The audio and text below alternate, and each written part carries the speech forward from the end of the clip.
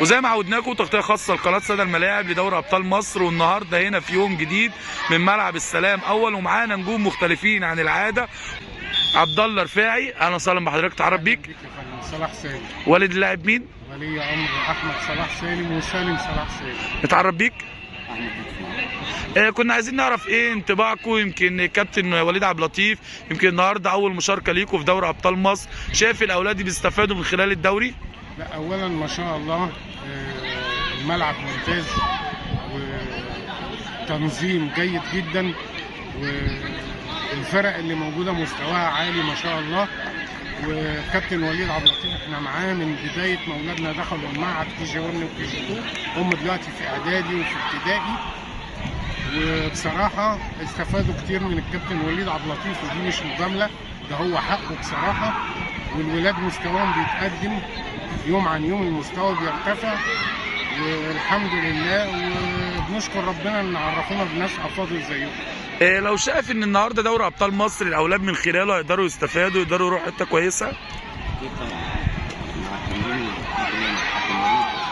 الولاده والتحدي ان هم بيلعبوا كويس بقالهم كام سنه مثلا في البلد بتاعي، بيحاولوا ياخدوا السن الصغير اكتر من السن الكبير. يعني دلوقتي عندنا اقل زياده بيلعبوا عن السن 13 14 و17، بيلعبوا في 14. شايف النهارده كان فاعل كبير جدا من اولياء الامور بره، يمكن انتوا المباراه الاولانيه فزتوا فيها، فزنا 3-0. شايف ما شاء الله التفاعل، بيبقى احساسك ازاي من بره وابنك بيلعب في الملعب؟ بالرغم ان الفريق المنافس كان جيد، الا ان الحمد لله ربنا كرمنا، وده بفضل ربنا وبتوجيهات الكابتن وليد وباراده الولاد، والحمد لله الولاد مستواهم بيتحسن ماتش عن ماتش، وبنتمنى انهم يبقوا في مراكز متقدمه ان شاء الله. شايف مثلا الاعلى لابنك نفسه يبقى زي مين؟